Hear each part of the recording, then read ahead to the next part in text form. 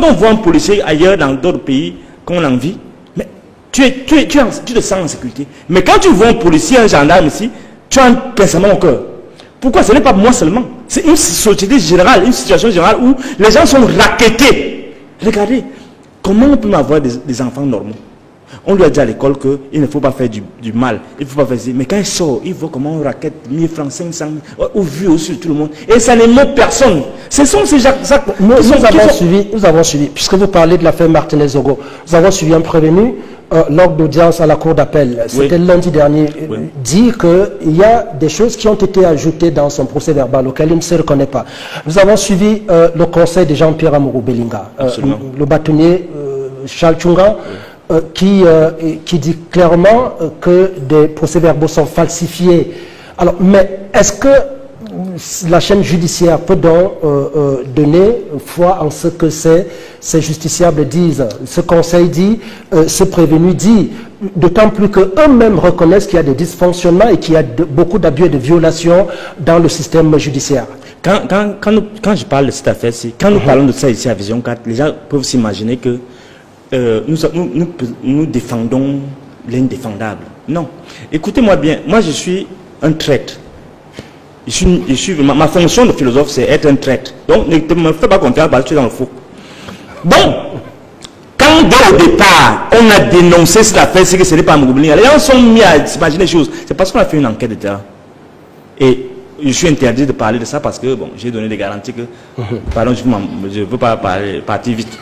Donc, quand on parle de ça ici, quand on vous dit que les gens se sont organisés pour mettre un crime crapuleux sur la tête de quelqu'un, en violation de tout, et j'ai confié à mes gens, quand ça m'arrive souvent de discuter avec même les tortionnaires, moi je suis vraiment en train d'écouter, même les plus grands, ceux qui sont chargés là, ceux qui sont chargés par le tribunal militaire là, j'ai causé longuement avec eux.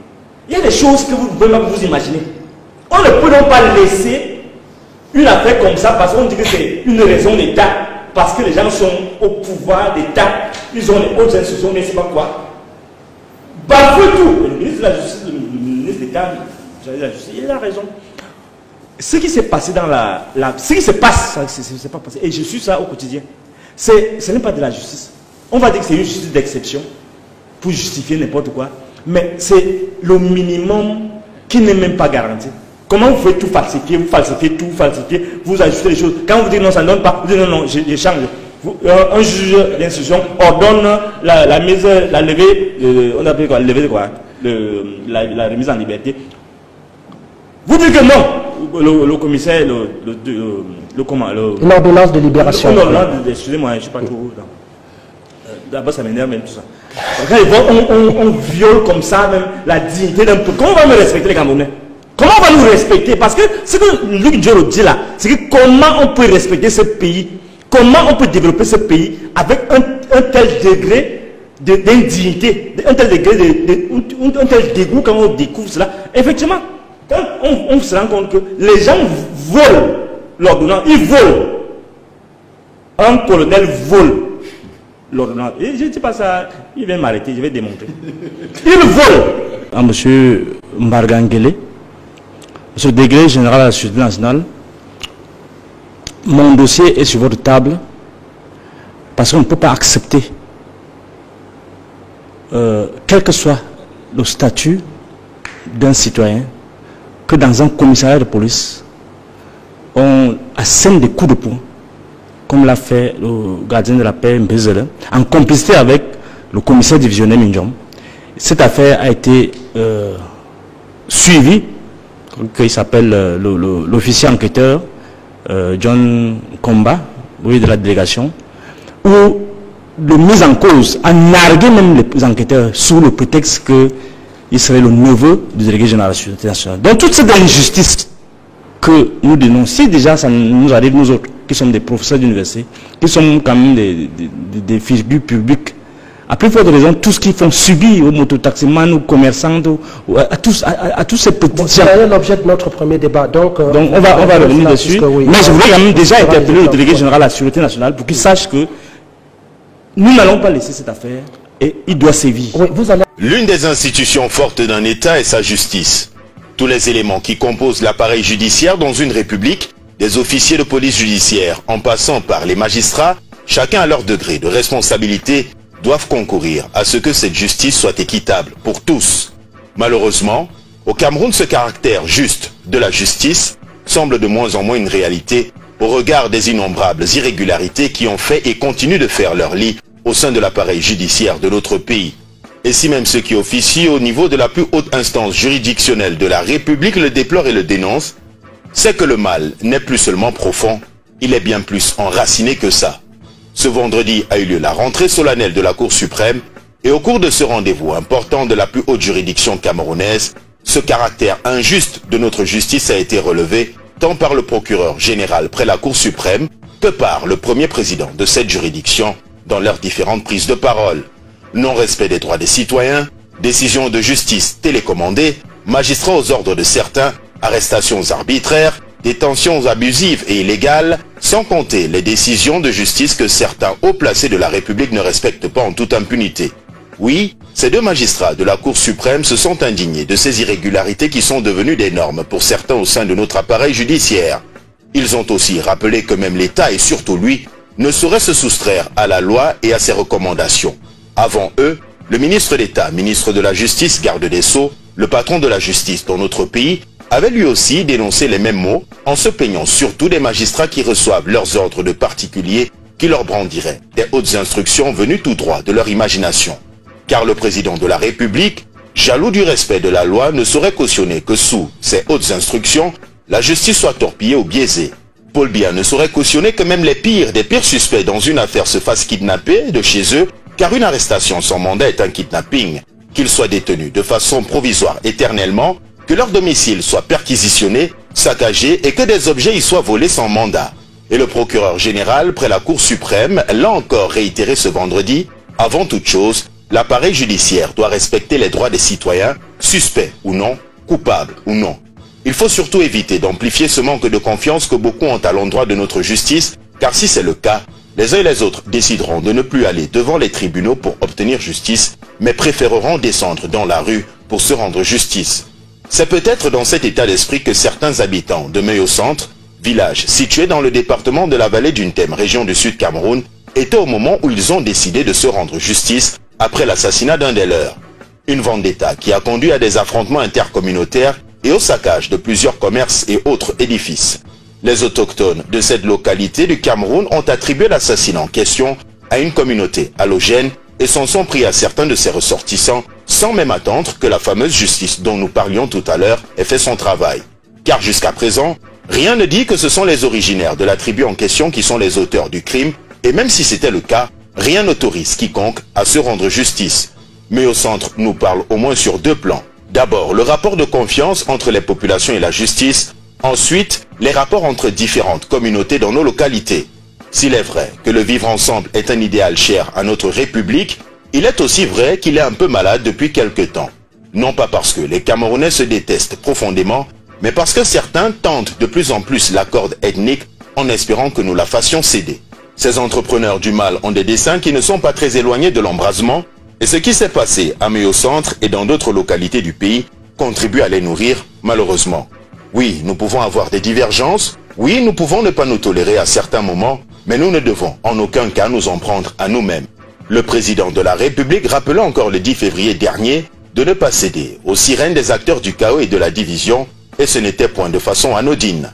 Le vivre ensemble est un concept qui nous incombe à tous d'implémenter, et l'on ne saurait faire d'une particularité une généralité, même si de plus en plus, le repli identitaire est exacerbé.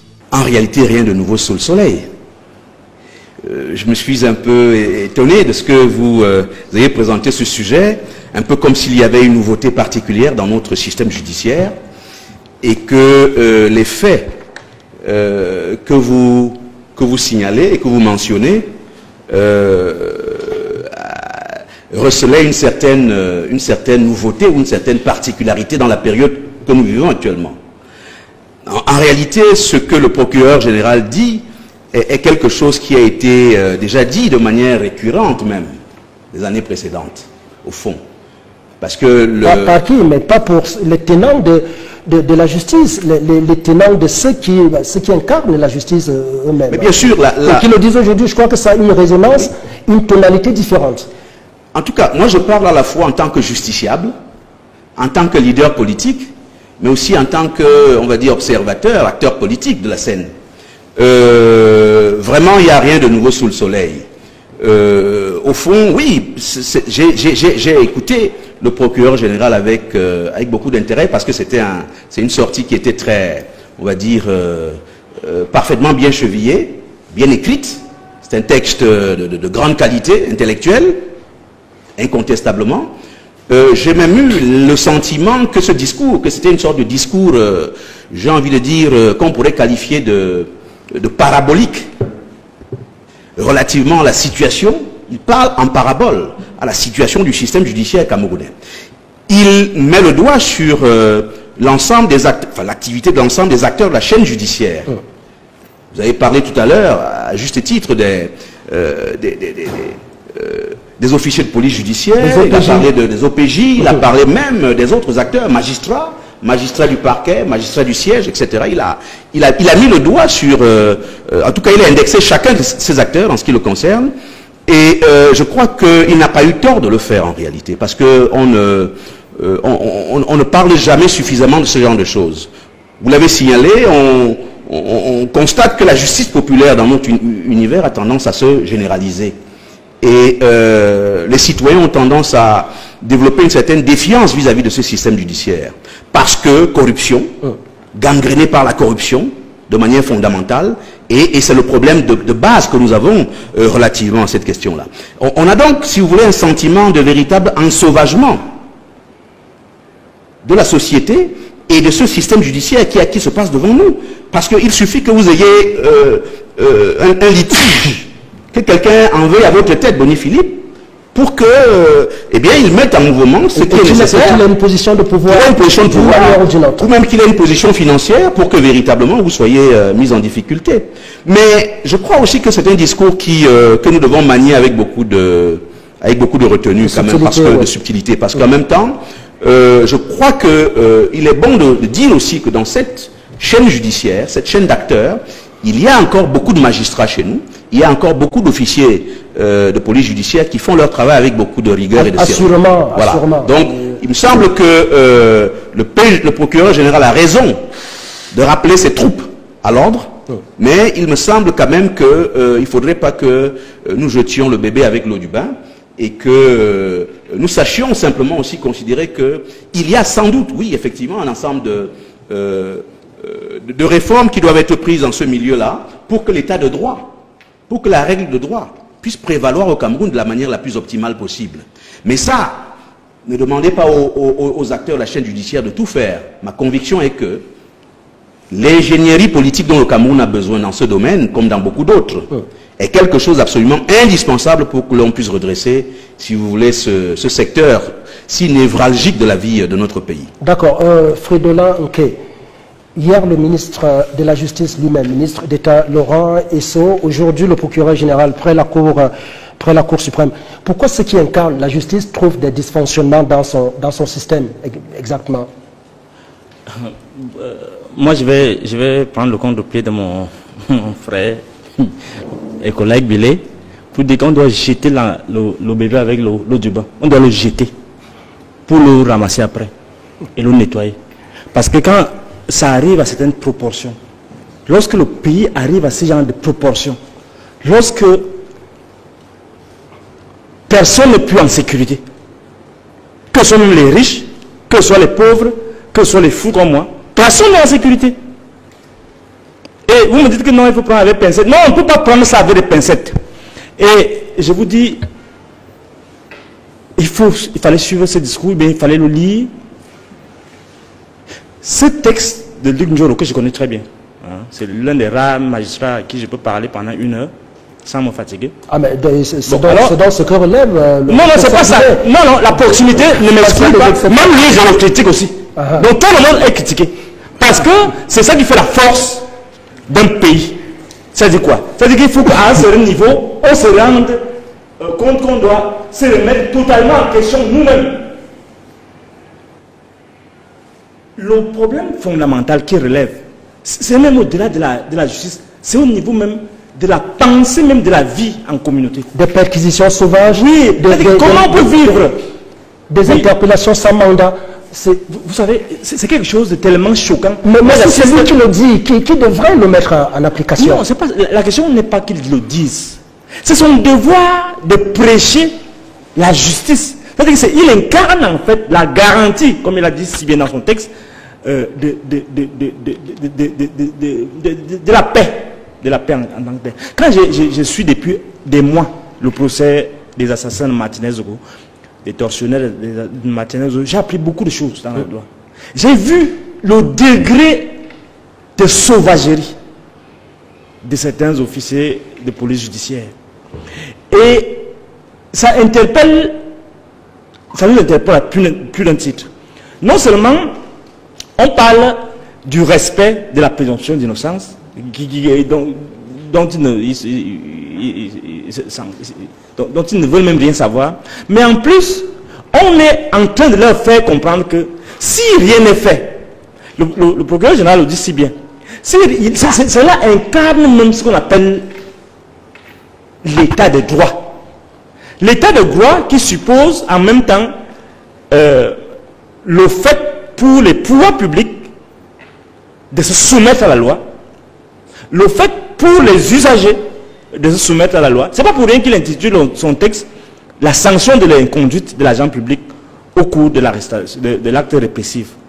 Donc il le dit, il plante le décor parce que quel que soit le cas, tous les sujets même que nous allons aborder ici, par exemple le cas et je vais être un peu dur avec les administrés de monsieur le député tout à l'heure, et les autres, et je vais être un peu dur avec eux. Parce que si la justice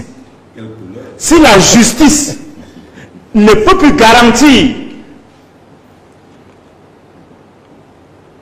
la vie en communauté comme une digue, tout le monde est autorisé à faire tout. Et c'est pourquoi je garantis la paix sociale. Parce que oui, c'est ça. Bon, c'est pourquoi j'ai dit, je ne voulais même pas revenir dessus, parce que parce que je suis venu ici, j'ai dénoncé ça ici. Et les auditeurs, les téléspectateurs doivent savoir la suite. C'est pourquoi j'ai dit, ce n'est pas bien que c'est au niveau de la police, de la gendarmerie, de se rendre coupable de certaines dérives. Eux qui sont chargés, quand on voit un policier ailleurs dans d'autres pays qu'on en vit, mais tu te sens en sécurité. Mais quand tu vois un policier, un gendarme ici, tu as un pincement au cœur. Pourquoi? Ce n'est pas moi seulement. C'est une société générale, une situation générale où les gens sont rackettés. Regardez, comment on peut avoir des enfants normaux? On lui a dit à l'école qu'il ne faut pas faire du mal. Il ne faut pas faire ça. Mais quand il sort, il voit comment on raquette 1000 francs, 500 au vu aussi tout le monde. Et ça n'émeut personne. Ce sont ces gens. Nous avons suivi, puisque vous parlez de l'affaire Martinez-Zogo, nous avons suivi un prévenu lors d'audience à la cour d'appel. C'était lundi dernier. Dit qu'il y a des choses qui ont été ajoutées dans son procès verbal auquel il ne se reconnaît pas. Nous avons suivi le conseil de Jean-Pierre Amourou Belinga, le bâtonnier Charles Tchunga. Qui dit clairement que des procès-verbaux sont falsifiés. Alors, mais est-ce que la chaîne judiciaire peut donc donner foi en ce que ces justiciables disent? Ce conseil dit, ce prévenu dit, d'autant plus qu'eux-mêmes reconnaissent qu'il y a des dysfonctionnements et qu'il y a beaucoup d'abus et de violations dans le système judiciaire. Quand je parle de cette affaire-ci, quand nous parlons de ça ici à Vision 4, les gens peuvent s'imaginer que nous défendons l'indéfendable. Non. Écoutez-moi bien, moi je suis un traître. Ma fonction de philosophe, c'est être un traître. Donc ne me fais pas confiance parce que tu es dans le faux.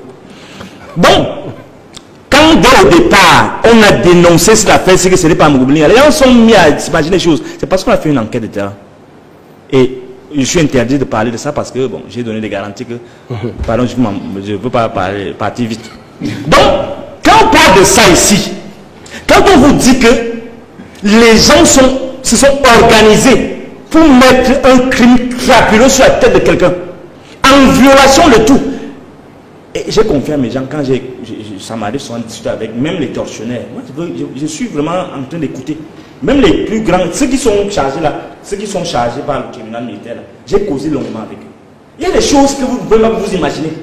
On ne peut donc pas laisser une affaire comme ça parce qu'on dit que c'est une raison d'État, parce que les gens sont au pouvoir d'État, ils ont les hautes institutions, mais c'est pas quoi. Bafouer tout. Le ministre de la Justice, le ministre d'État, de la Justice, il a raison. Ce qui s'est passé dans ce qui se passe, c'est pas passé. Et je suis ça au quotidien. Ce n'est pas de la justice. On va dire que c'est une justice d'exception pour justifier n'importe quoi. Mais c'est le minimum qui n'est même pas garanti. Comment vous pouvez tout falsifier, vous ajustez les choses. Quand vous dites non, ça ne donne pas, vous dites non, non, je change. Un juge d'instruction ordonne la levée, on appelle quoi, levée de quoi, la remise en liberté. Vous dites que non, le commissaire, l'ordonnance de libération. Excusez-moi, je ne sais pas trop. D'abord, ça m'énerve même tout ça. Quand on viole comme ça même la dignité d'un peuple. Comment on va nous respecter les Camerounais? Comment on va nous respecter? Parce que ce que Luc Dioro dit là, c'est que comment on peut respecter ce pays? Comment on peut développer ce pays avec un tel degré d'indignité, un tel degré un tel dégoût quand on découvre cela? Effectivement, quand on se rend compte que les gens volent l'ordonnance, ils volent. Un colonel vole l'ordonnance. Et je ne dis pas ça, il vient m'arrêter, je vais démontrer. Il vole.